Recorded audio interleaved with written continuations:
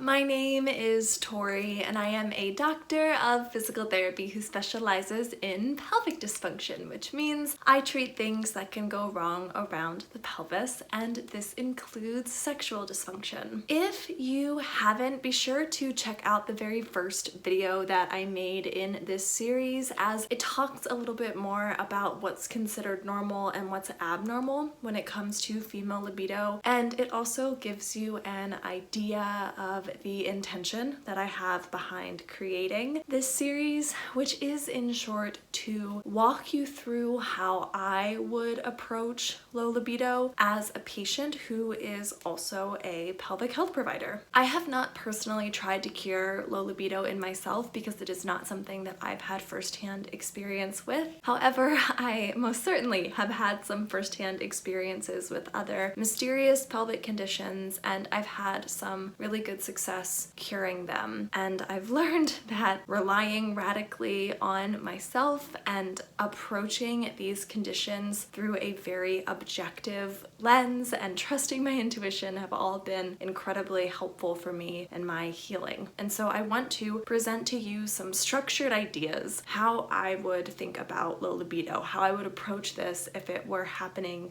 to me. So today we will talk about the two main factors that I would consider if I were investigating medications and their potential relationship to my low libido, what resources I would use to research medications, how I would translate my results, and finally we'll end by talking about how I would bring this up, how I would discuss this with my prescribing physician. So as many of you probably know, medications can absolutely affect your sex drive. But when questioning whether or not medications are specifically affecting your sex drive, I think there are two main factors worth considering. Factor number one is timing. Generally speaking, when approaching any mysterious health condition, I think establishing a timeline can be incredibly helpful. It helps to objectify the experience. It helps you to kind of take a step back and look at a bigger picture to try and piece together, or better piece together, clues and how certain things could be affecting you based on when you started to have symptoms. So timing, establishing a timeline. When did you start to notice a change in your libido? Was it 6 months ago? Was it a year ago? Was it 10 years ago? Even if you can only roughly recall when you started to notice a change in your sex drive, establishing that timeline with a rough estimate will be helpful, especially if you're managing multiple conditions and taking multiple medications. So once you've got an idea of your timeline, even if it's a hazy idea, you can ask yourself, okay, does the timing of this change in my libido correlate with any new or changes in medication? Please be sure to include both prescription and over-the-counter medications in your investigation. Also, remember that certain drugs can take months to elicit side effects. So even if the timing doesn't line up perfectly, I think that if a new medication or a change in medication even kind of correlates with your change in sex drive, that medication is worth investigating. At least I would investigate it if it were me. So two important factors when it comes to investigating whether or not a medication is affecting your sex drive. One is timing, establishing that timeline. The other is whether or not low libido is a known side effect of the drug that you are investigating. I think the best known group of medications that can affect sex drive are antidepressants, but antidepressants are not the only medications that can have an effect on your libido. Certain heart medications, certain blood pressure medications, even certain acid reflux medications can affect sex drive. Instead of trying to list any and all potential medications that are known to affect libido, I want to show you how I would research a medication if I were investigating it. I'm a really big fan of the National Library of Medicine, but I'm fearful that if anyone watching is not living in the United States that they won't be able to access this resource because it is a .gov site. So I'm going to walk you through how to use not only the National Library of Medicine, but also drugs.com, because I think both resources are really helpful and easy to use if you know how to use them. We'll use Prozac, a better known antidepressant, for our example. The first thing that you will need is the name of the drug that you are researching. The brand name, like Prozac, or generic name, like fluoxetine in our case, will both work just fine. If you live in the United States, you can use our National Library of Medicine to do your research. I'll link to the homepage in the description below, but simply go to the homepage, choose human drugs, type in the name of the drug,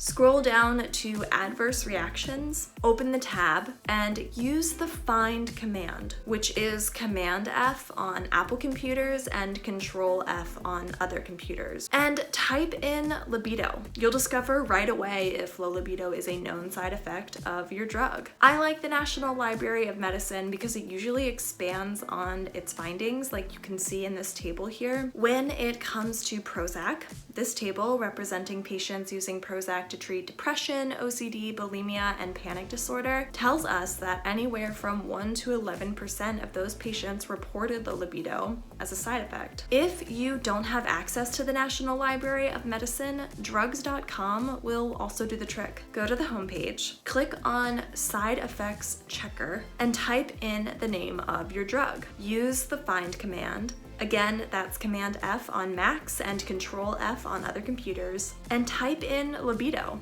Again, you'll discover pretty quickly whether or not low libido is a known side effect of your drug. Now, I do want to share that not all side effects are up to date or listed on these sites. Tagamet, or cimetidine, is a common over-the-counter drug used to treat heartburn. And when you search it on the National Library of Medicine, there is no adverse reactions tab. Similarly, when you search it on drugs.com, while there are side effects listed, libido is not one of them. However, when you Google search cimetidine and low libido, you will find out that its hormonal effects, while rare, have been known to decrease libido, at least in men. All of this to say, the National Library of Medicine and drugs.com are both resources that I use when I'm doing research on medications. However, if I were suspecting a medication and I couldn't find any connection to low libido on either of those sites, I would research outside of those sites. I would type in the name of the drug plus low libido and see what else came up, even if it was more anecdotal evidence. I'm interested in learning about studied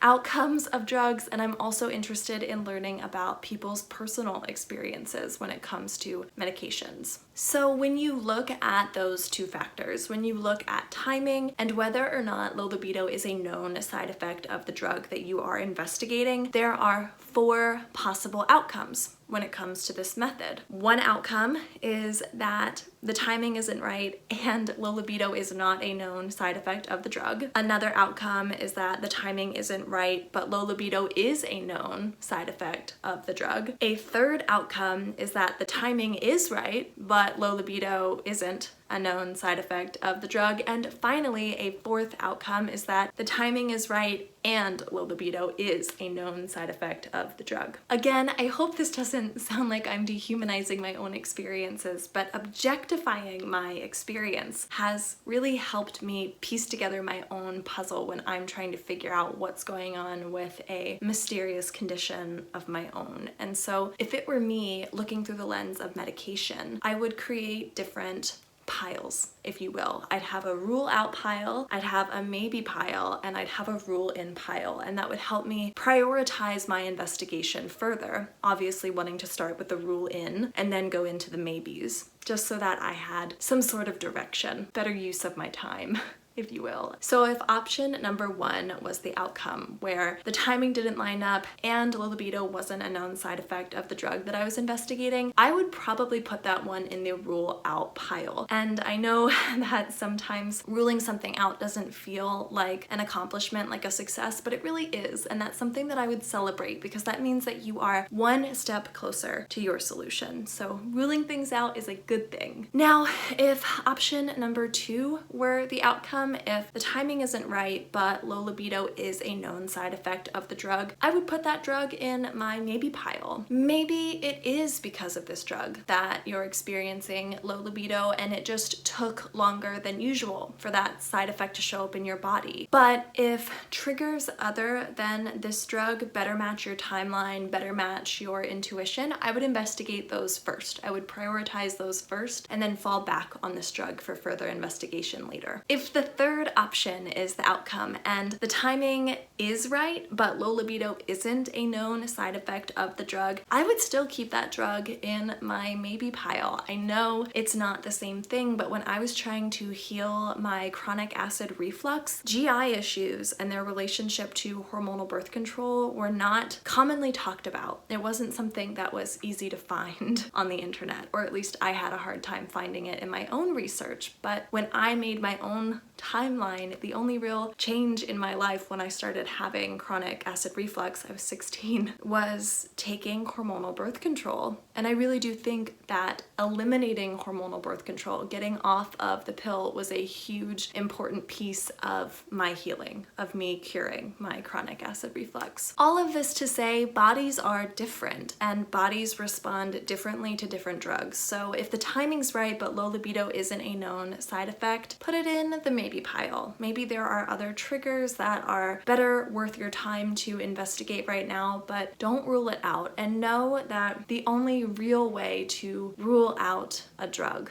is to either stop taking the drug, to eliminate it, or to replace it with a different drug. Finally, if the fourth option was the outcome, the timing's right, and low libido is a known side effect of the drug, I would absolutely be trying to rule that in. So some medications are safe to stop taking abruptly. Others need to be weaned slowly with the guidance of a healthcare provider. In the same way, some drugs are really, really easy to replace, and other drugs are so incredibly valuable to the person who is taking them, and they need to be replaced delicately with the supervision of a healthcare provider. So you absolutely need to speak with your prescribing physician before you stop taking a drug or before you try to replace a drug. And sometimes speaking to your physician feels easy, and other times it feels incredibly vulnerable and really hard. If you're struggling to find the language, you can use what we've discussed in this video as an outline. I'll give you an example, and I'll also include an outline in the description below. So for example, you could say something like, I've been experiencing low libido for the last 2 years, and I have been reflecting and doing some research,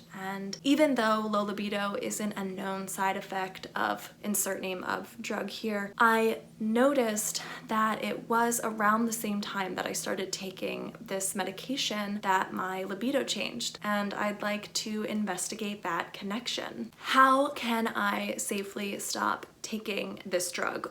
Or what other options do I have to replace this drug with a different one? If talking still feels overwhelming, you can absolutely write your physician a letter. You can write down what we just outlined and then give that letter to him or her during your next appointment. Alternatively, you could ask a trusted friend or family member to accompany you to your next appointment for moral support, accountability, or both. Finally, if you feel like your provider isn't interested in helping you, isn't listening to you, or like you absolutely cannot broach this topic with him or her, I want to gently encourage you to find another provider. This topic can take so much courage to research and even more courage to talk about. I want to remind you that even though it does not always feel like it, healthcare is a service industry. We as providers are paid